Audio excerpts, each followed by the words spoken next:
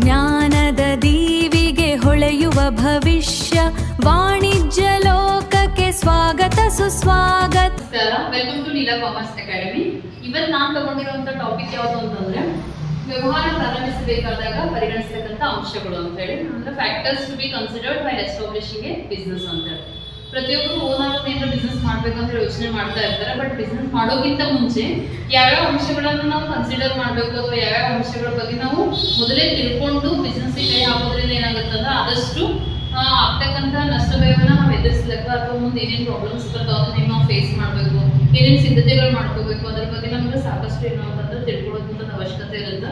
ಹಾಗಾಗಿ ಯಾವುದೇ ಒಂದು ವ್ಯವಹಾರ ಆಗಿರಲಿ ಅದನ್ನು ಪ್ರಾರಂಭ ಮಾಡೋಕ್ಕಿಂತ ಮುಂಚೆ ಇಲ್ಲಿ ನಾನು ಹೇಳ್ತಾ ಇರ್ತಕ್ಕಂಥ 10 ಅಂಶಗಳನ್ನು ಪರಿಗಣನೆ ಮಾಡಿದ್ದೇ ಆಯ್ತು ಅಂತಂದ್ರೆ ಡೆಫಿನೆಟ್ಲಿ ಒಂದು ಒಳ್ಳೆ ಬಿಸ್ನೆಸ್ ಅನ್ನ ನಾವು ಲಾಂಚ್ ಮಾಡ್ಲಿಕ್ಕೆ ಏನಾದ್ರೆ ಸಾಧ್ಯ ಅದ. ಆ ಒಂದು ಅಂಶಗಳ ಬಗ್ಗೆ ನಾನು 1 by 1 ಹೇಳ್ತಾ ಹೋಗ್ತೀನಿ. ಮೊದಲನೇದಾಗಿ ಏನು ಅಂತಂದ್ರೆ ವ್ಯವಹಾರದ ಸ್ವರೂಪ, ನೇಚರ್ ಆಫ್ ಬಿಸ್ನೆಸ್ ಅಂತ ಹೇಳಿ.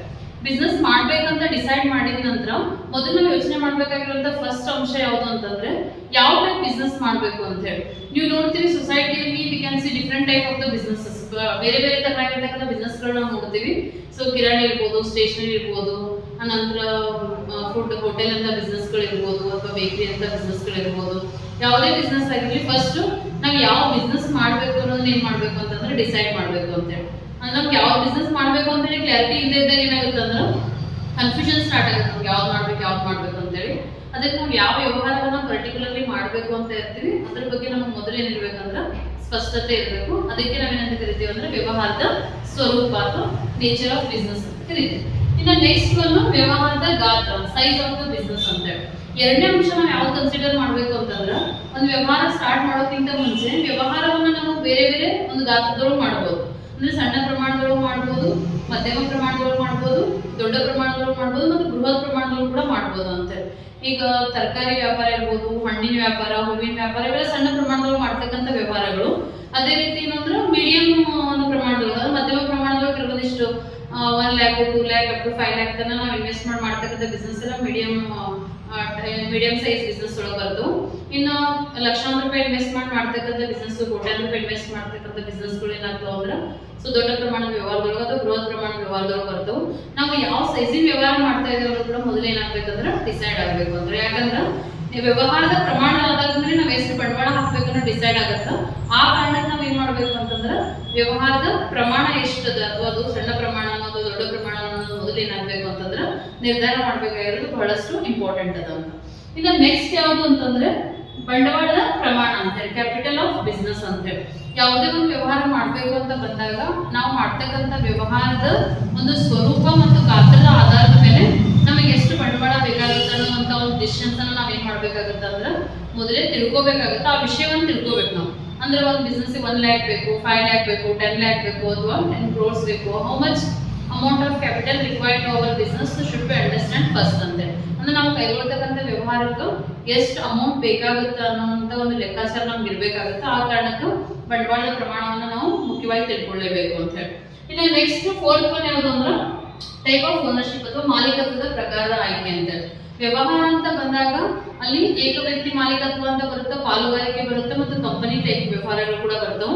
ನಾವು ಒಬ್ಬನೇ ಓನರ್ ಆಗಿ ವ್ಯವಹಾರ ಮಾಡ್ತಾ ಇದ್ರು ಅಂತಂದ್ರೆ ನಾವು ಏಕ ವ್ಯಕ್ತಿ ಮಾಲೀಕತ್ವವನ್ನು ಆಯ್ಕೆ ಮಾಡ್ಬೋದು. ಇಲ್ಲ ನಾವು 2-3 ಸೇರಿ ಮಾಡ್ತಾ ಇದ್ದೇವಪ್ಪ ಅಂದ್ರೆ ನಾವು ಪಾಲುಗಾರಿಕೆ ಪ್ರಕಾರದ ಒಂದು ವ್ಯವಹಾರವನ್ನ ಆಯ್ಕೆ ಮಾಡ್ಬೋದು. ಇಲ್ಲ ನಾವು ಕಂಪನಿ ಟೈಪ್ ವ್ಯವಹಾರ ಮಾಡ್ತೀವಿ ಅಂತಂದ್ರೆ ನಾವು ಕಂಪನಿ ಮಾಲೀಕತ್ವ ವ್ಯವಹಾರವನ್ನ ಆಯ್ಕೆ ಮಾಡ್ಬೋದು ಅಂತ ಹೇಳಿ. ಅಂದ್ರೆ ನಾವು ಬಿಸ್ನೆಸ್ ಸ್ಟಾರ್ಟ್ ಮಾಡೋಕ್ಕಿಂತ ಮುಂಚೆ ಯಾವ ಟೈಪ್ ಓನರ್ಶಿಪ್ ಅನ್ನ ನಾವು ಮಾಡ್ತಾ ಇದೀವಿ ಅನ್ನೋದು ಮೊದಲೇ ಏನ್ ಮಾಡ್ಬೇಕಂದ್ರೆ ಡಿಸೈಡ್ ಮಾಡ್ಬೇಕು ಅಂತ ಹೇಳಿ. ಅದು ಸಿಂಗಲ್ ಓನರ್ ಆದ್ರೂ ಆಗಿರ್ಬೋದು, ಇದರ ಪಾರ್ಟ್ನರ್ಶಿಪ್ ಆದ್ರೂ ಆಗಿರ್ಬೋದು, ಅಥವಾ ಕಂಪನಿ ಟೈಪ್ ವ್ಯವಹಾರನೂ ಆಗಿರ್ಬೋದು. ಅದ್ರೊಳಗೆ ಯಾವ ಪ್ರಕಾರದ ಅನ್ನೋದನ್ನ ನಿರ್ಧರಿಸಬೇಕಾಗುತ್ತೆ ಅಂತ ಹೇಳಿ. ಇನ್ನು ನೆಕ್ಸ್ಟ್ ಒಂದು ಯಾವುದು ಅಂತಂದ್ರೆ ಹಣಕಾಸು ಒದಗಿಸುವುದು ಅಂತ ಹೇಳಿ, ಫೈನಾನ್ಸಿಂಗ್ ಅಂತ ಹೇಳಿ. ಈಗ ಬಿಸ್ನೆಸ್ ಬೇಕಾದಂತ ಒಂದು ಬಂಡವಾಳವನ್ನ ಹಾಕ್ಲಕ್ಕ, ಅದಕ್ಕೆ ಬೇಕಾದಂತ ಆಸ್ತಿಗಳನ್ನ ಖರೀದಿ ಮಾಡ್ಲಕ್ಕ, ಪ್ರತಿಯೊಂದಕ್ಕೂ ಏನ್ ಬೇಕಂದ್ರೆ ಹಣ ಬೇಕೇ ಬೇಕು. Without finance or without money we can't do any business. That's why capital is also known as a lifeblood of business ಅಂತ ಹೇಳಿ. ಅಂದ್ರೆ ವ್ಯವಹಾರಕ್ಕೆ ಇನ್ನೊಂದು ಬಂಡವಾಳನೇ ಜೀವಾಳ ಅಂತ ಕರಿತೀವಿ ನಾವು. ಯಾಕೆ ಕರಿತೀವಿ ಅಂತಂದ್ರೆ ಯಾವುದೇ ಒಂದು ವ್ಯವಹಾರ ಮಾಡ್ಬೇಕಂದ್ರೆ ದುಡ್ಡು ಬೇಕೇ ಬೇಕು. ಹಣ ಇಲ್ಲದೆ ಯಾವುದೇ ರೀತಿ ನಾವು ವ್ಯವಹಾರ ಮಾಡ್ಲಿಕ್ಕೆ ಸಾಧ್ಯ ಇಲ್ಲ. ಆ ಕಾರಣಕ್ಕೋಸ್ಕರ ನಾವು ಯಾವ ವ್ಯವಹಾರವನ್ನ ಕೈಗೊಳ್ತಾ ಇದೀವಿ ಅದಕ್ಕೆ ಬೇಕಾದಂತ ಹಣಕಾಸನ್ನು ನಾವ್ ಏನ್ ಮಾಡ್ಬೇಕಾಗುತ್ತೆ ಅಂದ್ರೆ ಒದಗಿಸಬೇಕಾಗುತ್ತೆ ಅಂತ ಹೇಳಿ. ಯಾಕಂದ್ರೆ ಹಣ ಇಲ್ಲದೆ ಯಾವುದೇ ಒಂದು ವ್ಯವಹಾರ ಚಟುವಟಿಕೆಗಳು ಮುಂದುವರಿಲಿಕ್ಕೆ ಸಾಧ್ಯ ಇಲ್ಲ. ಆ ಕಾರಣಕ್ಕೆ ಅದಕ್ಕೆ ಬೇಕಾದಂತ ಹಣಕಾಸನ್ನು ಅರೇಂಜ್ ಮಾಡ್ಕೊಳ್ಳೋದು ಕೂಡ ಒಂದು ಇಂಪಾರ್ಟೆಂಟ್ ಎಲಿಮೆಂಟ್ ಅಂತ ಹೇಳಿ. ಇನ್ನು ನೆಕ್ಸ್ಟ್ ಭೌತಿಕ ಸೌಲಭ್ಯಗಳು ಅಂತೇಳಿ, ಫಿಸಿಕಲ್ ಫೆಸಿಲಿಟೀಸ್ ಅಂತೇಳಿ. ಯಾವಾಗ ಹಣಕಾಸಿನ ವ್ಯವಸ್ಥೆ ಆಯಿತು ಅವಾಗ ಬಿಸ್ನೆಸ್ಗೆ ಬೇಕಾದಂಥ ಕಟ್ಟಡ ಇರ್ಬೋದು ಅಥವಾ ಬಿಸ್ನೆಸ್ಗೆ ಬೇಕಾದಂಥ ಜಾಗ ಇರ್ಬೋದು, ಅದಕ್ಕೆ ಬೇಕಾದಂಥ ಸಲಕರಣೆಗಳಿರ್ಬೋದು, ಬಿಲ್ಡಿಂಗ್ ಲ್ಯಾಂಡು ಅಥವಾ ಯಾವುದೋ ಒಂದು ಸ್ಪೇಸ್ ಲ್ಯಾಂಡ್ ಇರ್ಬೋದು, ಅದಕ್ಕೆ ಬೇಕಾದಂಥ ಫರ್ನಿಚರ್ಸು ಅವನ್ನೆಲ್ಲ ನಾವು ಏನು ಮಾಡಬೇಕಾಗುತ್ತೆ ಅಂದರೆ ಬಿಸ್ನೆಸ್ಗೆ ಒದಗಿಸ್ಬೇಕಾಗುತ್ತೆ. ಯಾವ್ಯಾವ ಒಂದು ಭೌತಿಕ ಸೌಲಭ್ಯಗಳು ಫಿಸಿಕಲ್ ಒಂದು ಇನ್ಸ್ಟ್ರೂಮೆಂಟ್ಸ್ ನಮಗೆ ಬೇಕಾಗ್ತವೆ ಅಥವಾ ಲ್ಯಾಂಡ್ ಇರ್ಬೋದು, ಬಿಲ್ಡಿಂಗ್ ಇವನ್ನೆಲ್ಲ ಒದಗಿಸ್ತಕ್ಕಂಥದ್ರ ಬಗ್ಗೆ ಕೂಡ ನಾವೇನು ಅಂತಂದ್ರೆ ಯೋಚನೆ ಮಾಡಿ ಅದನ್ನ ಒದಗಿಸ್ಬೇಕು ಅಂತ. ಈಗ ಮುಂದಿನ ಅಂಶ ನಾವು ಯಾವ್ದು ಕನ್ಸಿಡರ್ ಮಾಡಬೇಕು ಅಂದ್ರೆ ಸ್ಥಾವರ ವಿನ್ಯಾಸ ಅಂತ, ಪ್ಲಾಂಟ್ ಲೇಔಟ್ ಅಂತೇಳಿ. ಇನ್ ಕೇಸ್ ನಾವು ಯಾವ್ದಾದ್ರು ಫ್ಯಾಕ್ಟ್ರಿನ ಓಪನ್ ಮಾಡ್ತಾ ಇದ್ವಿ ಅಂತಂದ್ರೆ, ಫ್ಯಾಕ್ಟ್ರಿಯಲ್ಲಿ ಮಷಿನ್ಸ್ಗಳನ್ನ ಬಳಸಿ ನಾವು ಉತ್ಪಾದನೆ ಮಾಡ್ತಾ ಇದ್ವಿ ಅಂತಂದ್ರೆ, ಆ ಮಷಿನ್ಸ್ಗಳನ್ನೆಲ್ಲ ಏನು ಅಂತಂದ್ರೆ ಇನ್ಸ್ಟಾಲ್ ಮಾಡಬೇಕಾಗುತ್ತೆ. ಅದಕ್ಕೆ ಬೇಕಾದಂಥ ವಿನ್ಯಾಸಗಳನ್ನೆಲ್ಲ ನಾವೇನು ಅಂದ್ರೆ ಸಿದ್ಧಪಡಿಸ್ಕೋಬೇಕಾಗುತ್ತೆ. ಹಾಗಾಗಿ ನಾವು ಅದನ್ನ ಪ್ರಾರಂಭ ಮಾಡೋಕ್ಕಿಂತ ಮುಂಚೆ ಆ ಮಷಿನ್ಸ್ಗಳಿಗೆ ಬೇಕಾದಂಥ ಜಾಗ ಇರ್ಬೋದು, ವಿನ್ಯಾಸ ಇರ್ಬೋದು, ಅದನ್ನೆಲ್ಲ ಏನು ಅಂತಂದ್ರೆ ಸಿದ್ಧಪಡಿಸ್ಕೊಳ್ಳುವಂಥ ಅವಶ್ಯಕತೆ ಇರುತ್ತೆ ಅಂತ ಹೇಳಿ. ಇನ್ನು ನೆಕ್ಸ್ಟ್ ಒನ್ ಯಾವುದು ಅಂದ್ರೆ ದಕ್ಷ ಮತ್ತು ಸಮರ್ಪಣಾ ಮನೋಭಾವದ ಕಾರ್ಮಿಕ ವರ್ಗ ಅಂತ ಹೇಳ್ತಾರೆ, ಲೇಬರ್ ಅವೈಲಬಿಲಿಟಿ ಅಂತ ಹೇಳಿ. ನಾವು ಯಾವುದೇ ಒಂದು ಬಿಸ್ನೆಸ್ ಅಂತ ಬರಲಿ ಅಲ್ಲಿ ವರ್ಕರ್ಸ್ ಕೆಲಸ ಮಾಡ್ಲಿಕ್ಕೆ ಬೇಕೇ ಬೇಕಾಗುತ್ತಾ. ವರ್ಕರ್ಸ್ ಎಲ್ಲ ಎಫಿಷಿಯೆಂಟ್ ಆಗಿ ಕೆಲಸ ಮಾಡ್ತಾರೋ ಆ ಒಂದು ಬಿಸ್ನೆಸ್ಸು ಏನಂದ್ರೆ ಸಕ್ಸಸ್ಫುಲ್ ಆಗುವಂಥ ಸಾಧ್ಯತೆ ಜಾಸ್ತಿ ಇರುತ್ತೆ. Where there is a so efficient employees there is a success of an organisation ಅಂತ ಹೇಳ್ತಾರೆ. ಅಂದ್ರೆ ಒಂದು ಎಫಿಷಿಯೆಂಟ್ ಒಂದು ಸಂಸ್ಥೆ ಅಥವಾ ಬಿಸ್ನೆಸ್ ಇಂದು ಸಕ್ಸಸ್ ಯಾರ ಮೇಲೆ ಡಿಪೆಂಡ್ ಇರ್ತದೆ ಅಂದ್ರೆ ಎಫಿಷಿಯೆಂಟ್ ಎಂಪ್ಲಾಯೀಸ್ ಮೇಲೆ ಡಿಪೆಂಡ್ ಇರುತ್ತೆ. ಆ ಕಾರಣಕ್ಕೆ ನಮ್ಮ ಸಂಸ್ಥೆಗೆ ಎಷ್ಟು ಜನ ಎಂಪ್ಲಾಯೀಸ್ ಬೇಕು ಮತ್ತು ಅವ್ರದ್ದು ಕ್ವಾಲಿಫಿಕೇಶನ್ ಏನಿರಬೇಕು, ಅವ್ರಿಗೆ ಎಕ್ಸ್ಪೀರಿಯನ್ಸ್ ಏನಿರಬೇಕು, ಮತ್ತು ಅವ್ರು ಕೆಲಸ ಮಾಡುವಂಥ ಮನೋಭಾವನೆ ಅಂದರೆ ಒಳ್ಳೆ ಮನೋಭಾವನೆ ಇರಬೇಕು ಅವ್ರಿಗೆ ಕೆಲಸದ ಬಗ್ಗೆ. ಅಂದ್ರೆ ಇಚ್ಛಪಟ್ಟವ್ರು ಕೆಲಸ ಮಾಡುವಂಥ ಒಂದು ಕಾರ್ಮಿಕ ವರ್ಗ ಆಗಿರಬೇಕು. ಅಂಥದ್ರ ಬಗ್ಗೆ ನಾವು ಏನು ಮಾಡಬೇಕು ಅಂತಂದ್ರೆ ಗಮನ ಹರಿಸಬೇಕು. ಅಂದರೆ ನಮ್ಮ ಸರೌಂಡಿಂಗ್ ಪ್ಲೇಸಸ್ ಒಳಗೆ ನಮ್ಗೆ ಬೇಕಾದಂಥ ಕಾರ್ಮಿಕರು ಅಥವಾ ಕೆಲಸಗಾರರು ಸಿಗ್ತಾರ ಇರ್ಬೋದು. ನಮ್ಮ ಆಫೀಸ್ ಕೆಲಸಕ್ಕೆ ಎಷ್ಟು ಜನ ಬೇಕು ಮತ್ತು ಅವ್ರಿಗೆ ಕ್ವಾಲಿಫಿಕೇಶನ್ ಏನಿರಬೇಕು, ಅವ್ರಿಗೆ ಯಾವ ಥರ ಅನುಭವ ಇರಬೇಕು, ಎಷ್ಟು ಜನ ಅನ್ಸ್ಕಿಲ್ಡ್ ಎಂಪ್ಲಾಯೀಸ್ ಬೇಕಾಗ್ತಾರೆ. ಅಂದ್ರೆ ನಮ್ಗೆ ಯಾವುದೇ ರೀತಿ ಕೌಶಲ್ಯ ಇರೋಂಥ ಒಂದು ಲೇಬರ್ಸ್ ಎಷ್ಟು ಜನ ಬೇಕಾಗ್ತಾರ, ಅವ್ರದ್ದು ಅವೈಲಬಿಲಿಟಿ ಅದನ್ನು ಇಲ್ಲೋ ಅದ್ರ ಬಗ್ಗೆ ಕೂಡ ನಾವು ತಿಳ್ಕೊಬೇಕು ಅಂತೇಳಿ. ಈ ವ್ಯವಹಾರವನ್ನು ಸ್ಟಾರ್ಟ್ ಮಾಡಿದ್ವಿ, ನಮ್ಗೆ ಕೆಲಸ ಮಾಡ್ಲಿಕ್ಕೆ ವರ್ಕರ್ಸೇ ಸಿಗ್ತಾ ಇಲ್ಲಪ್ಪ ಅಂತಂದಾಗ ಅವಾಗಲೂ ಕೂಡ ನಾವು ವ್ಯವಹಾರವನ್ನು ಮುಂದುವರಿಸಲಿಕ್ಕೆ ಸಾಧ್ಯ ಆಗೋದು. ಆ ಕಾರಣಕ್ಕೆ ಏನು ಅಂತಂದ್ರೆ ನಾವು ಒಬ್ಬ ಒಳ್ಳೆ ಕಾರ್ಮಿಕರು ಅಥವಾ ಕೆಲಸಗಾರನ ಅವೈಲಬಿಲಿಟಿ ಅಥವಾ ಲಭ್ಯತೆ ಐತೋ ಇಲ್ಲ ಅನ್ನೋದ್ರ ಬಗ್ಗೆ ಕೂಡ ನಾವು ಮೊದಲೇ ಏನು ಅಂತಂದ್ರೆ ತಿಳ್ಕೊಬೇಕಾಗುತ್ತೆ. ಅದರ ಲಭ್ಯತೆಯನ್ನು ಕೂಡ ನಾವು ಖಾತ್ರಿ ಪಡಿಸ್ಕೋಬೇಕು ಅಂತ ಹೇಳಿ. ಇನ್ನು ನೆಕ್ಸ್ಟ್ ಒಂದು ತೆರಿಗೆ ಯೋಜನೆ ಅಥವಾ ಟ್ಯಾಕ್ಸ್ ಪ್ಲಾನಿಂಗ್ ಅಂತ ಹೇಳ್ತೀವಿ. ಅಂದ್ರೆ ಪ್ರತಿಯೊಬ್ಬ ವ್ಯವಹಾರಸ್ಥನು ತೆರಿಗೆಯನ್ನ ಕಟ್ಟಲೇಬೇಕು. ತೆರಿಗೆಯನ್ನ ಕಟ್ಟಬೇಕಾಗಿರೋದು ಪ್ರತಿಯೊಬ್ಬ ವ್ಯವಹಾರಸ್ಥನ ಜವಾಬ್ದಾರಿ ಆಗಿರೋದ್ರಿಂದ ಅದನ್ನ ಪ್ರತಿ ವರ್ಷ ಲಾಭಾಂಶದ ಮೇಲೆ ಸರ್ಕಾರ ತೆರಿಗೆ ಕಟ್ಟಬೇಕಾಗಿರೋದ್ರಿಂದ ಅದ್ರ ಬಗ್ಗೆ ಕೂಡ ಏನು ಅಂತಂದ್ರೆ ಒಬ್ಬ ವ್ಯಾಪಾರಸ್ಥ ಖಂಡಿತವಾಗ್ಲೂ ತಿಳ್ಕೊಳ್ಳೇಬೇಕು.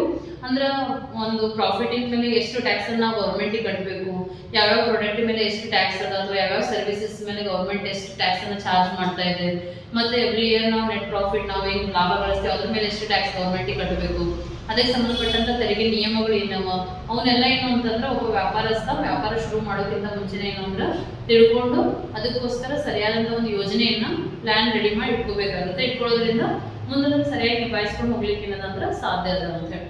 ಇನ್ನು ಲಾಸ್ಟ್ ಪಾಯಿಂಟ್ ಯಾವ್ದಂದ್ರೆ ಇವೆಲ್ಲ ಮೇಲಿನ ಅಂಶಗಳನ್ನ ಕನ್ಸಿಡರ್ ಮಾಡಿದ ನಂತರ finally so we have to come to the inauguration of the business ಅಂತ ಹೇಳಿ. ಅಂತಿಮವಾಗಿ ನಾವು ಎಲ್ಲಾ ಸಿದ್ಧತೆಗಳನ್ನ ನಡೆಸ್ಕೊಂಡ ನಂತರ ಕಾನೂನಿನ ಏನೇ ಅವಶ್ಯಕತೆಗಳು ಇರ್ಬೋದು, ಲೈಸೆನ್ಸ್ ತಗೊಳ್ಳೋದು ಅಥವಾ ಪರ್ಮಿಷನ್ ರಿಜಿಸ್ಟ್ರೇಷನ್ ಮಾಡ್ಕೊಳ್ತಕ್ಕಂಥದ್ದು, ಅವೆಲ್ಲ ಲೀಗಲ್ ಫಾರ್ಮಾಲಿಟೀಸ್ ಅನ್ನ ಕಂಪ್ಲೀಟ್ ಮಾಡ್ಕೋಬೇಕು. ನಮ್ಮ ಬಿಸ್ನೆಸ್ಗೆ ಏನೇನು ಸಂಪನ್ಮೂಲಗಳು ಬೇಕು ಅವನ್ನೆಲ್ಲ ಹೊಂದಿಸ್ಕೋಬೇಕು. ಬೇಕಾದಂಥ ಸಿಬ್ಬಂದಿಗಳನ್ನ ಆಯ್ಕೆ ಮಾಡ್ಕೋಬೇಕು, ನೇಮಕಾತಿ ಮಾಡ್ಕೋಬೇಕು.